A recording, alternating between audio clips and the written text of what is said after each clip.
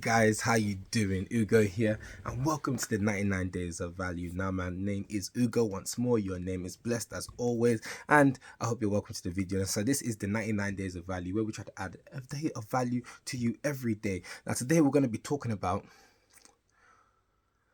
the biggest risk in life you can take.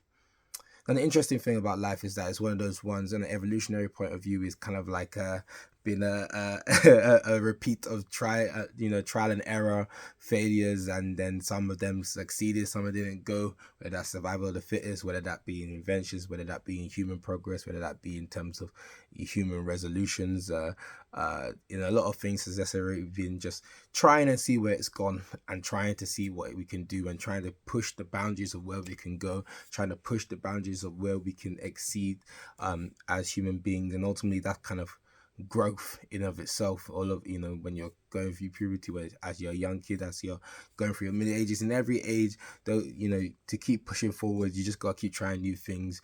They say that the I've forgotten the quote, but I'm gonna paraphrase it. Is like the future generation will enjoy the shade of trees that have been planted by old men, and that's essentially what life is. And it's one of those ones, if you find a new path, leave a trail and somebody will follow, and then enough people follow that trail, and then before you know it, it becomes a path. It's something I'm Nigerian, because something called Appian Way, which is just basically a grassroots that is there, but it's mainly basically enough people have stepped on these grasses that the grass realized it's in a path through. So the biggest risk in life that you can actually take is not taking a risk. And that's an interesting kind of like way to view it. The biggest risk in life is absolutely not taking a risk. Now that kind of goes whether it's with work, whether it's even applying for a job, you don't know if they're going to take you. University, these outcomes you don't know. Whether it's that's traveling to a new country and a new venture, whether that's whether it's to immigrate or emigrate, whether that be to go and ask somebody on a date, whether that's to fall in love, whether that's to have a family, whether it's that to get into a profession, that's to try and make change. There's a lot of risk that comes near, but like they say, nothing ventured, nothing gained. And ultimately in this life, you have to understand that like it's not that deep, in that a lot of things that fears that hold us back. Now understand, the truth of the matter is fear is not real. Fear is a perception of some actual reality, but danger is fully real. That was 100% real. Like the fear that's derived from danger is kind of 100% facts. Like if you see a snake over there, yeah, I'm jumping out the window because danger. But but if you think about it, and why I say that, for example, is that the danger of a snake when I was a kid is not a danger. It doesn't change now. Now I can overcome that danger, as opposed in the sense of the fear that's derived from that danger, because maybe I've become a good snake wrangler. I can do snake charming, like charm them and starts dancing for me. But that's something that I had to do to overcome that danger. It's almost like I risk assessed myself and then put in things into place to control that risk. Now, so that's different. So there's actual things, but there's fears that you had from a kid that it's no longer there. There's fears you had about your job that are no longer there. Imposter syndrome that you felt, it's no longer there. Fear of being vulnerable with this person to engage in a relationship, it's no longer there. Fear is not real, and it's something that can be overcome. Danger is its own separate things, and fear derived from danger is just sensible. It's just you being sensible. It's just you being smart. You people who see real danger and then jump in, that's a bit stupid, is what it is. But at the same time, we need people to take risk and prosper. So I actually just contradicted myself there. You see, sometimes you just got to make sure. So, just saying how people are thinking, you got to reflect it back. But ultimately, look, the biggest risk in life is not taking a risk. Now, it's one of those ones as well to understand that there's absolutely no right time to do anything, really and truly. Like, there's absolutely no right time to do anything. And when you get to understand that there's no right time to do anything, in the past we've said you don't waste time, because just do it. All you have to do is feel 51%.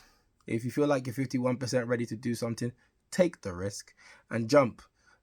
But when you jump, like, you don't know whether you're going to to fall on squash, or if your parachute will open, you don't know what's going to happen. Or, you know, one bird will come and catch you, or a dragon will come and you ride a dragon. You have no idea until you jump. You know, Icarus, yeah, he jumped and he was flying. And the funny thing about the Icarus story that people will sometimes say, oh, take a risk. But, you know, Icarus, he jumped off the cliff and then, you know, he fell. But the only difference with him was that it's not that he jumped and he wasn't flying. It's just that he went too close to the sun.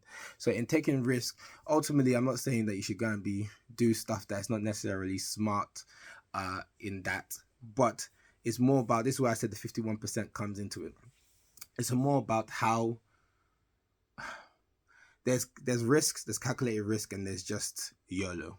Now, I'm not saying YOLO as opposed, but obviously life is one of those ones that if you're backed into a corner, sometimes those big risks, that big gamble will have to be the one to pay off.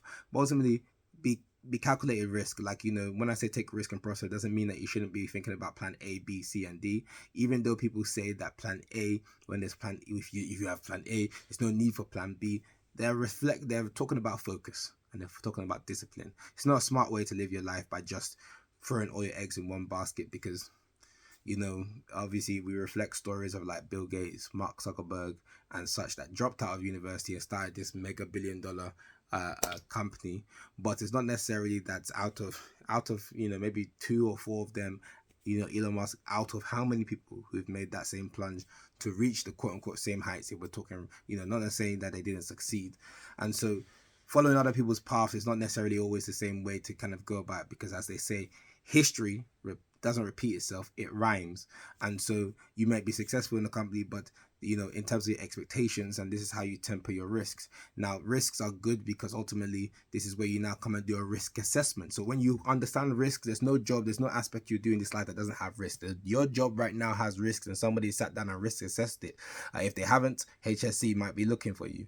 But when you risk assess it, you come in to understand that, okay, we can put in the measures of these risks, but it doesn't stop us from doing what we want to do. Risks are there just as the checks and balances as life, because chaos and order needs to have some kind of balance. But you ultimately, in your life, as there's a lot of order, you might need to add in a little bit of chaos. And if there's too much chaos in your life, you might need to add a little bit of order, because of some of you, a little bit of order is the risk you need to take. And so going into things that you don't know scares everyone, and that's the reason why you hold yourself back from taking risk. In the previous video, I spoke about that procrastinators, perfectionists, and procrastinators and perfectionists and overthinkers are, you know, siblings from the same families of wasting time. Take the risk. You know, a lot of people will stay here and be like, oh, you know, what you don't want to do, again, we always say this on Tickzon, is that the worst thing you can say is had I known. And had I known comes from a place of feeling regret, and regret really comes from places that you didn't take the risks you actually wanted to take, didn't say the things you wanted to say. And so ultimately in this life, your aim should try to be take as many risks as you can take within reason, because the younger you are, especially, and this one is just free understanding, the younger you are, the more risks you can and should take, because at a certain point in this life, you get to a point where your risks are going to be tempered by responsibility. You know, from as young as you are, you're never going to have as much free time as you are now, because the amount of risk you take, especially in your early 20s, your late teens, or your 20s, depending on when you decide to, if you want to set up a family, the moment where you have a family, you can't be taking crazy risks, but you still have risks you need to take. You know, you decide to move your family to another place, you decide to change your kids from a different school because you feel that school provide them better. How would they respond to it? You don't know. These are challenges that you're gonna have to figure out on the fly, but stuff you have to kind of push and do for you to be able to kind of like growing pains, you know. So but you have to understand, like I said, when at a certain point, when responsibilities catch up with you, it's like I always tell people, regardless of who you are, everybody will have an opportunity in your life at certain point in time for you to potentially chase a dream or talent of yours. Now, the question of whether that good time was the right time for you is here or there. Maybe you wanted to be a singer, but that opportunity for you to sing became in second year of uni whilst you were still doing your degree. But then it's like life doesn't necessarily bring stuff to you in your convenience. I'm not telling anyone to drop out of uni. I'm just saying how life kind of comes to swing around about. By the time you now come out of university and now you've done a couple years of work, and now you feel like you can have the time to do it. It might be the time you're ready to settle down, and now you and somebody else's life is intertwining, and it's not easy to make those decisions at that point in time. You have a family, you have kids, you have parents, all those kind of things. Responsibilities come into play, but there's still aspects of risk that you have to take in life, and ultimately, that be changing jobs is a risk. You don't know if you're gonna like these people. You don't know if it's gonna suit in. You don't know if you're gonna know what your job is. You go for a new job and change your careers. It's a risk. Now, ultimately, my point in this video is take risks. Take the risks that are burning inside you. Take the risks that make sense to you and a little bit of sense to others. And especially calculated risks, and the calculation just needs to be that you kind of understand what you're trying to do. You might not have all of the answers, because the truth of the matter is you won't have all the answers, and you're not going to have all the answers, and no one should expect you to have all the answers. There's simple things that you should ask, like if you're going to leave your job and you already know you hate your job, try and be applying before you leave the job. Those are just sensible things, because life is really what it is, because responsibility will catch up with you quicker than those risks can pay out. So that's always good. But ultimately, we're trying to live a life with no regrets, and trying to make sure that, if you get to 51%, because we said in the previous video, the answers to most of the things within your risks will come along the way in the journey that you embark to kind of achieve those things. So if you want to start a business, that whatever sector you're in, is when you start venturing into that, you'll find people who are willing to mentor you, provide loans, provide financing, provide direction, all those kind of things. So you're not going to get all your risks out of the way before you start, but trying your best to kind of identify them or understand them, but notwithstanding to go for them, that's commendable. And if it fails, you pick up again.